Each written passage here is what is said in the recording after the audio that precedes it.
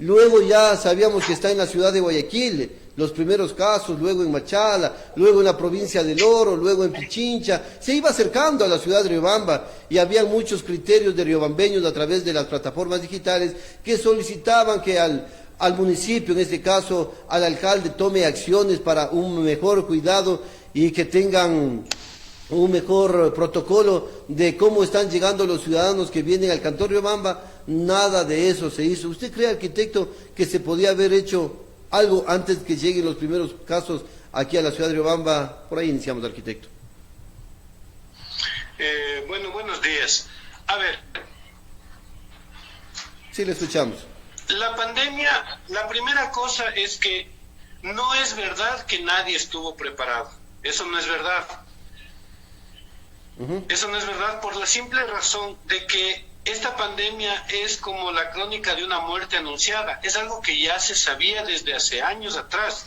Si usted revisa el mismo internet, usted va a ver que hay explicaciones, primero, que dicen que la humanidad puede acabarse o por un meteorito, o por una guerra nuclear, o por una pandemia. Entonces, no es algo que la humanidad en sí no sabía. Primera cosa. Segunda cosa, esta no es la primera pandemia que se ha dado en la humanidad. La más notable y que digamos que no nos hacían conocer mucho era la pandemia de la gripe española. Esa ya mató entre 25 y 50 millones de personas hace apenas 100 años. Y digo apenas 100 años porque en la historia de la humanidad un siglo es poco. Y en esta pandemia de la gripe española ya se crearon ciertos mecanismos para la defensa sobre esta pandemia. Hay varios, hay muchísimos. Y esto ya se conocía. A nivel mundial estoy hablando primero. Sí. Tanto así, que la misma, siglos atrás, en una pandemia, digamos años atrás, en una pandemia anterior, se tomó la decisión de destruir media ciudad de París para volverla a construir pensando en la salubridad. Sí, entonces, y este es un famoso ejemplo mundial de cómo cambió una ciudad. Todos los bulevares que ahora existen en París son producto de un plan hecho en época de Bonaparte III, me parece, ¿no? Hecho con la intención de que la ciudad se vuelva más salubre, tenga espacios más salubres. A nivel nacional nosotros tenemos un Ministerio de Salud y más allá de que nos guste o no un gobierno, el Estado en sí está organizado para estas cosas. Voy a poner un ejemplo. En el tema de las mismas epidemias, tenemos un grupo de epidemiólogos y de salubristas. ¿Qué son los salubristas? Los salubristas son no los médicos, porque el médico, digamos que sana a un individuo. El especialista en salud pública sana a poblaciones. Y nosotros hemos pasado, como Ecuador, desde la misma gripe española, en la cual ya se tomaron medidas aquí, pasando por las epidemias de la poliomielitis, por ejemplo, la del cólera que tenemos todo el tiempo. Tenemos epidemias de cólera, teníamos epidemias de cólera, la poliomielitis, el dengue. O sea, historia sobre manejo epidemiológico en el país sí existe. Por eso es que es muy extraño que quien menos haya sido entrevistado sean los epidemiólogos y los especialistas en salud pública. ¿Qué quiero decir con esto? Que cuando un país tiene historia en el manejo epidemiológico, esa historia se transmite a través de las aulas a los estudiantes en las universidades. O sea, sí existe tradición de manejo epidemiológico. Los epidemiólogos saben cómo manejar, saben cómo hacer. Recién, hace, no es más de 15 días, que en Guayaquil fue la primera vez que escuché a alguien que decía, el virus está caminando y tiene un recorrido. Empezó en San Borondón, fue por no sé qué barrio, fue por el otro, pasaba por aquí, y se va notando cómo los contagiados más o menos generan una especie de recorrido. Eso ya se conoce, eso ya lo conocían los epidemiólogos. Es muy extraño que no se nos dé esos datos, por ejemplo, aquí en Riobamba. Entonces, empezando por la primera pregunta, ¿no estábamos preparados? Falso. Sí estábamos preparados para epidemias a través del Ministerio de Salud con los responsables de salud pública y los epidemiólogos, que saben cómo hacer el trabajo y son a quienes menos se les estudiaron. Respecto al tema de la cuarentena, de que la gente salga, no salga, los controles han sido increíblemente laxos. Para eso sirve la policía y el ejército ecuatoriano, justamente cuando hay conmociones internas. Pero las conmociones internas no son dar palo al pueblo, pues. Las conmociones internas son cuando pasan cosas como estas y hace falta mantener una cuarentena hasta organizarnos. La cuarentena no es que va a permitir que no nos contagiemos. La cuarentena lo que permite es tener un poco de tiempo, darnos un poco de tiempo hasta organizarnos. Si es que ya no nos organizamos en época de cuarentena, ahí nos fregamos. Y es lo que está pasando ahora. Ya salimos de la cuarentena porque no es posible vivir en cuarentena toda la vida. Sin embargo, salimos sin las mayores previsiones de organización posible. Ahora, arquitecto, si bien es cierto, este tema, a través de las decisiones que se van adoptando ya a nivel cantonal especialmente, un cambio de semáforo para que la normalidad retorne a la ciudad de Riobamba, esto es especialmente a una reactivación económica, pero para una reactivación económica siempre va a ser necesario de que las autoridades den las herramientas necesarias a la ciudadanía para que ellos también puedan cumplir con dicha tarea, porque no es de cuestión de que hay que reactivar la economía, todos a la calle, suceda lo que suceda, problema de ellos, y si nuevamente hay muertos, mañana nuevamente confinamos a la gente a otra cuarentena. Las cosas no son así, arquitecto. Yo veo con mucho asombro en otras ciudades cómo se van ubicando, por decirle, usted es un planificador, usted sabrá de una u otra manera incluso refutarnos nuestro punto de vista. Están ubicando lavaderos de manos en otros lugares con dispensadores de jabón, porque nos han señalado de que, vean, las manos deben lavarse unas 3, 4, 5, 10 o 15 o 20 veces al día, para evitar que se pegue el virus en las manos, en el contacto con que vayamos a cualquier institución por recibir un servicio, por pagar a entidad bancaria, bueno, en fin, las actividades que debamos cumplir. Eso no se le ha cumplido. Aparte de eso, aquí en la ciudad de Riobamba, usted es arquitecto, no hay baterías sanitarias públicas, pues. Aquí son baterías privadas. Aquí no es que usted o cualquier ciudadano tiene la necesidad biológica y entra, ingresa, cumple con su necesidad biológica y sale. No, porque si usted no tiene dinero, especialmente a la gente del sector rural, hace lo suyo, se arrima a una pared, se arrima a un poste y listo. Pero estamos colaborando de esa manera con la insalubridad, arquitecto. Sí, a ver, usted sabe, yo lo que voy a decir es lo que pienso, más allá de si estamos o no de acuerdo, porque estar en desacuerdo no es generar conflicto entre las personas. Hay gente que a veces no acepta que uno pueda decirle, no estoy de acuerdo con tu criterio, pero así tiene que ser, educadamente y con respeto. Hay que saber disentir también. Verá, la primera cosa, lo que usted dice es real. No es solamente lo que se hace, sino cuándo se lo hace. Hacer las cosas un mes después, o 2 meses, o 3 meses después de que empiece la pandemia, no es lo mismo que hacer al inicio. Para eso hace falta estar informado. Para eso existen los monitores epidemiológicos que cuando se enteran de que algo está pasando en el mundo, inmediatamente toman las previsiones antes de tiempo y no después. Así es que el hecho de no haber manejado las cosas a tiempo sí genera problema. Sin embargo, hay una cosa súper importante. Se le está acusando al ciudadano de que el ciudadano no cumple con las leyes. Yo me pregunto, o con las disposiciones. Yo me pregunto, ¿cómo se puede cumplir si nos están diciendo que en una provincia de 500.000 habitantes hay apenas, en principio, 20 contagiados, 50 contagiados, 100 contagiados? O sea, no es real. O sea, ¿por qué me tengo que confinar a toda una provincia por apenas 100 contagiados? Ajá. ¿Es exagerada la medida o los números no son los correctos, no son los reales?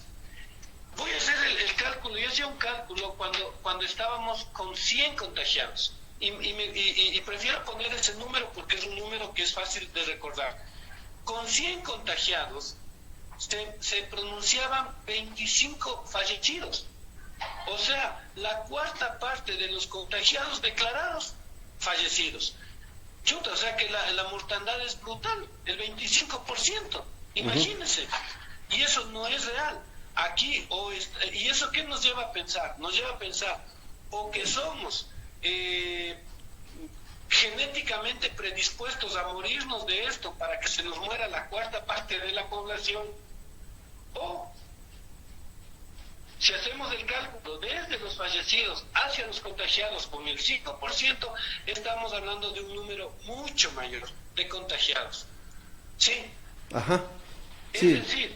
Es decir, que la información no es transparente.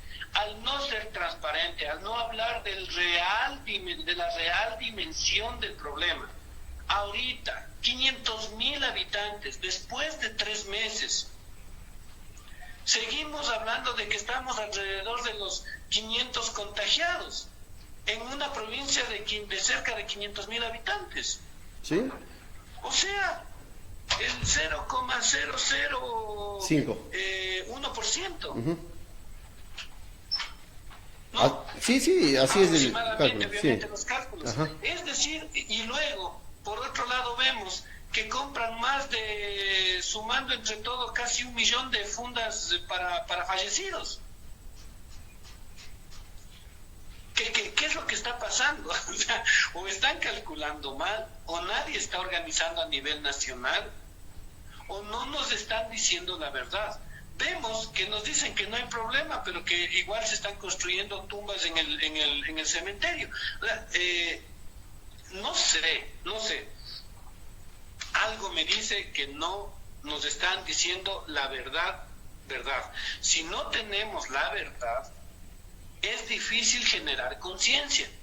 Y si no podemos generar conciencia, es difícil que el ciudadano asuma una responsabilidad.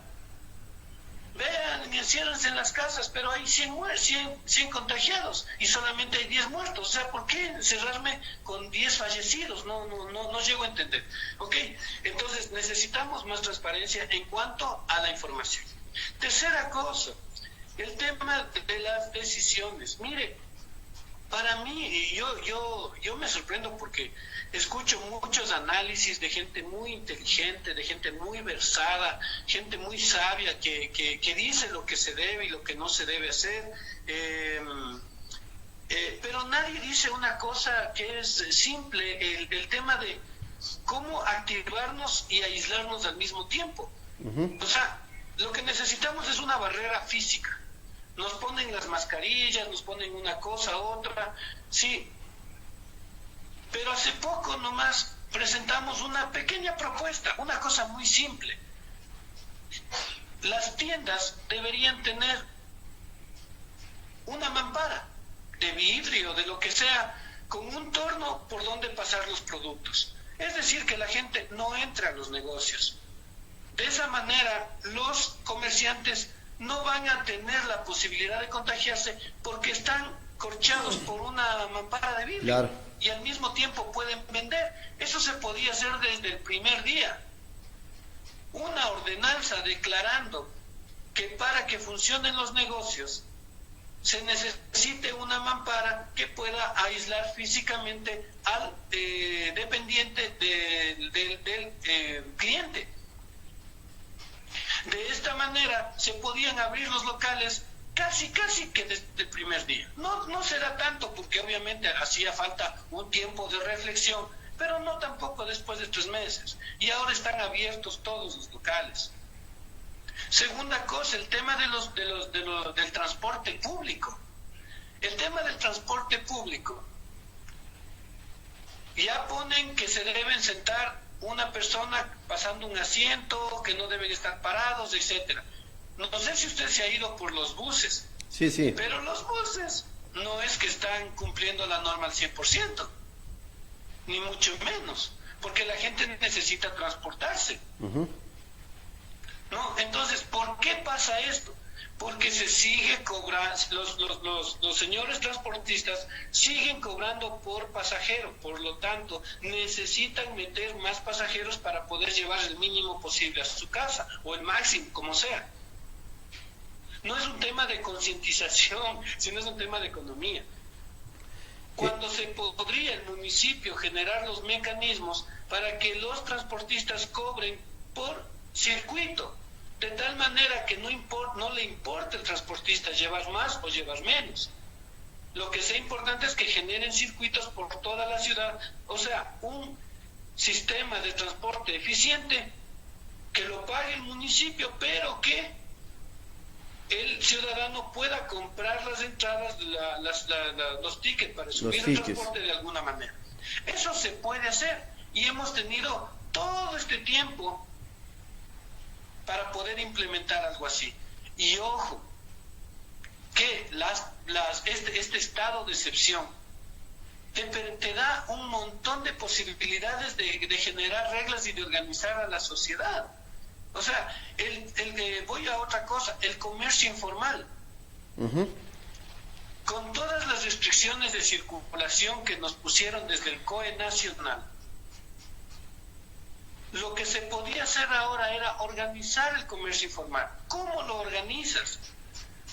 A través de documentos del mismo, el RICE.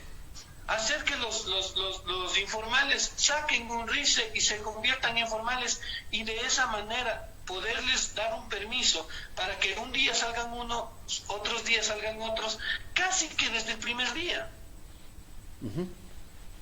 Sí, disminuyendo la presión sobre el espacio público, que es lo que hace falta.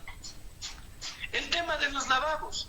El tema de los lavabos en espacios públicos, hay que tener cuidado con eso. Porque así como uno puede lavarse las manos, también puede dejar gérmenes en el lavabo.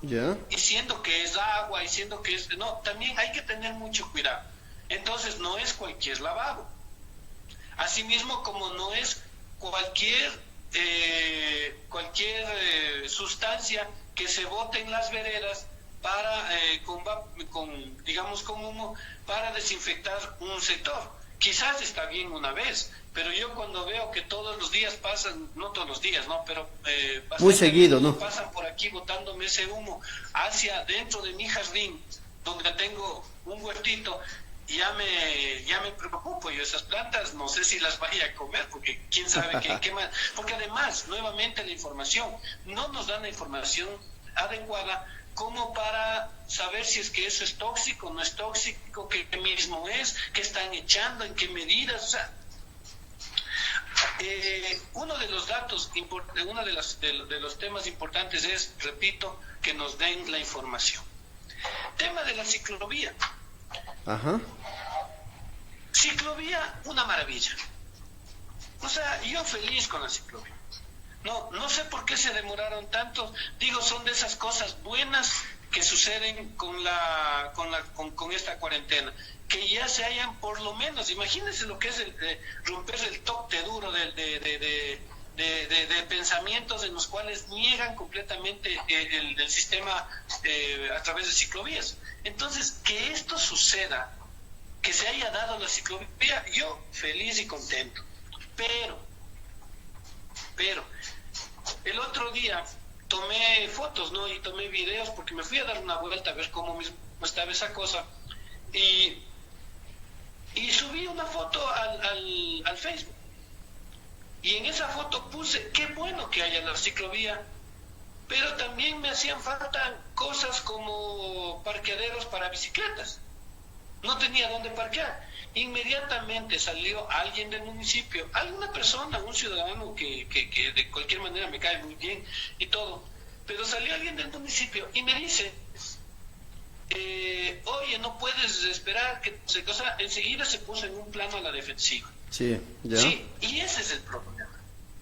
Porque la ciclovía, evidentemente, estamos empezando con una ciclovía. Van a haber problemas, los ciudadanos no van a respetar completamente la ciclovía, va a faltar cosas, pero justamente ahí está la apertura de las autoridades en escuchar todo este tipo de reclamos, necesidades, sugerencias, como quieran llamarle, de ciudadanos como yo o como cualquier otro ciudadano, que decimos, qué bueno que hayan puesto la ciclovía, pero tengan en cuenta que los cruces son peligrosísimos. Así es. Que por ejemplo, la ciclovía que va por la calle Montalvo empieza y termina sin ningún tipo de advertencia, o sea, llego al final de la ciclovía y de ahí es como que nuevamente me siento que me voy a caer al vacío. Luego no conozco por dónde son las ciclovías. Yo salí y dije, ¿por dónde serán? Y no cachaba, no hay la información. Nuevamente el tema, información suficiente, transparencia de la información, diálogo con el ciudadano, diálogo, no información, diálogo, no rueda de prensa, diálogo. El monólogo simple en el cual dices, el ciudadano no entiende, no aprende, no, sino, más bien el cambio mental es preguntarse por qué el ciudadano no está cumpliendo y cuántos ciudadanos no están cumpliendo. Acuérdese, Juan, todo este tiempo siempre se le está achacando al ciudadano, es que el ciudadano no respeta la responsabilidad va en el ciudadano. Todos hemos respetado. Muchos hemos respetado, hay unos cuantos que no, y hay unos cuantos que no porque no pueden, o porque no entienden, porque no nos dan los números suficientes. Tema adicional. Sí, diga, arquitecto. Hay muertos, Juanito, hay muertos. Y hay bastantes fallecidos en el hospital. Hay gente que no puede ser atendida porque se tiene que atender a los contagiados de COVID. Y hay contagiados de COVID que no se pueden ser atendidos porque los equipos hacen falta. Hay de todo. También hay un gran esfuerzo por parte de la gente que hace los hospitales. Vea, yo he recibido conversaciones con enfermeras, médicos del hospital que me cuentan cómo está la cosa. O sea, es durísima. Es increíble lo que hacen ellos cada día en el hospital, y no solo desde la pandemia, sino desde antes. Un viernes en el hospital docente en emergencia o sea, toda una película. Sí, pero hacen falta insumos, les hace falta los respiradores artificiales, esas cosas que se están haciendo en el país, pero que no se coordina la producción. En estos días, no sé si usted se enteró, he estado colaborando con uno de los mejores proyectos de respiradores artificiales que se han estado dando en Quito. Al punto que hemos conseguido financiar un equipo. Estoy hablándole que estos equipos normalmente costaban $50,000 y que con la tecnología ecuatoriana que se está desarrollando están en alrededor de $3,000.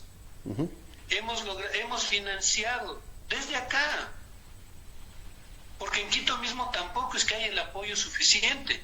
El mismo Estado no cree, no confía, en sus ¿no? propios profesionales que pueden desarrollar este tipo de equipos, al punto que desde acá aportamos para crear un prototipo, y el prototipo ya está listo. En estos días ojalá podamos ya traerlo al hospital para que lo prueben.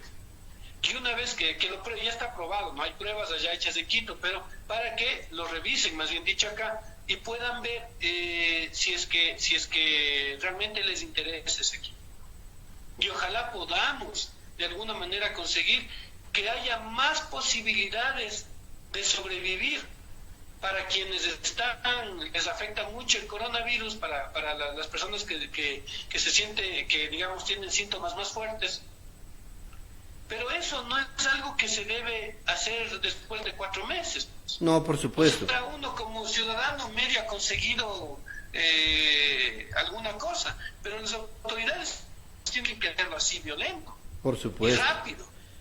Ahí es donde existe... Entonces, arquitecto, ahí es donde que existe el desfase, especialmente por la falta de celeridad, falta de visión y experiencia por parte de las autoridades de la localidad para transmitir el mensaje, transmitir directamente. Es que ¿saben qué es lo que falta? Cierto es que tenemos autoridades, pero lo que falta es un liderazgo, que es totalmente distinto, usted sabrá entender, arquitecto. Una cosa es la autoridad y otra cosa es el liderazgo del cual carecemos aquí en el Cantón Riobamba para desarrollar todo ese tipo de actividades. El líder involucra a todos, pues el líder llama a todos los sectores, llama a la ciudadanía para que todos participen y todos digan su punto de vista, de qué forma y de qué manera van a colaborar, pues. Yo te comento, a ver, este es un tema, es un tema que lastimosamente pasa más allá de lo local. En estos tiempos igual, o sea, uno conversa, se acerca, ve cómo está funcionando la política y lo que uno más ve son los egos, ¿no? El ego enorme de la autoridad y de el grupo que está alrededor de la autoridad, que siempre trata de demostrar lo super pilas que es la autoridad.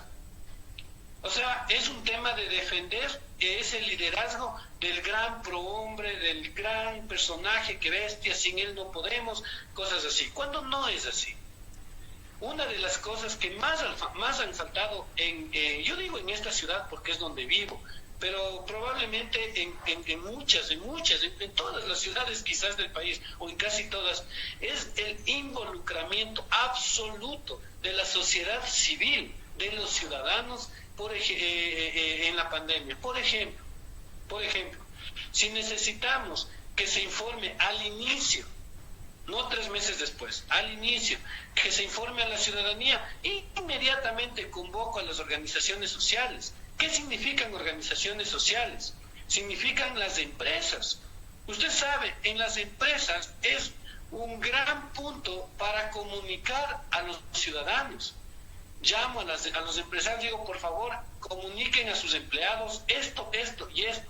Los dirigentes barriales, inmediatamente fortalecer, y aquí está un gran reto de la ciudad, fortalecer los GATS, los gobiernos autónomos descentralizados barriales.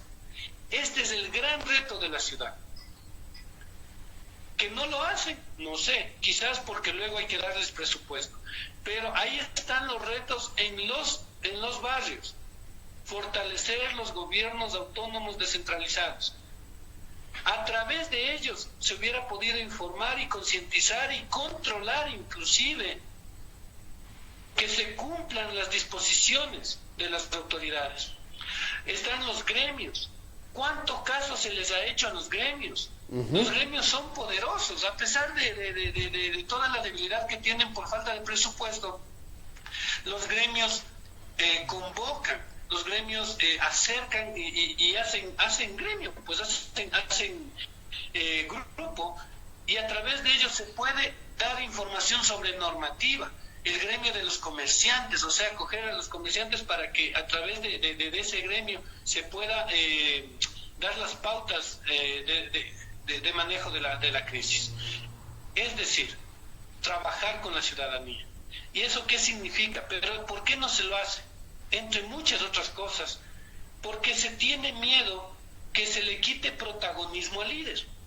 Sí, o sea, es que arquitecto, es que quien tiene ese tipo de preocupación es porque no se siente un verdadero líder, pues, o no se siente respaldado, porque un verdadero líder es el que se encarga de aunar esfuerzos, convocar a todos los sectores, convocar a todas las asociaciones, grupos, en fin, para sacar una sola alternativa de enfrentar las crisis, en este caso la crisis de salud que vivimos a nivel del Cantón Riobamba. Yo creo que por ahí es, arquitecto. Una cosa es... Usted me ha escuchado, ¿no? Siempre que hablo, trato de jamás mencionar nombres, porque no es un tema, pero yo no creo que es un tema de un individuo en sí, es un tema de un sistema político.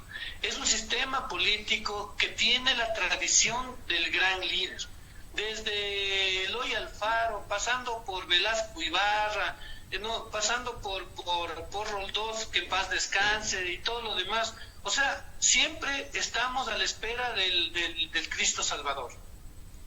Y o sea, puede haber otras maneras. El trabajo de comunidad, lo que nos enseñan las comunidades indígenas, las asambleas indígenas. Las famosas mingas. O sea, ahí el líder es muy pasajero.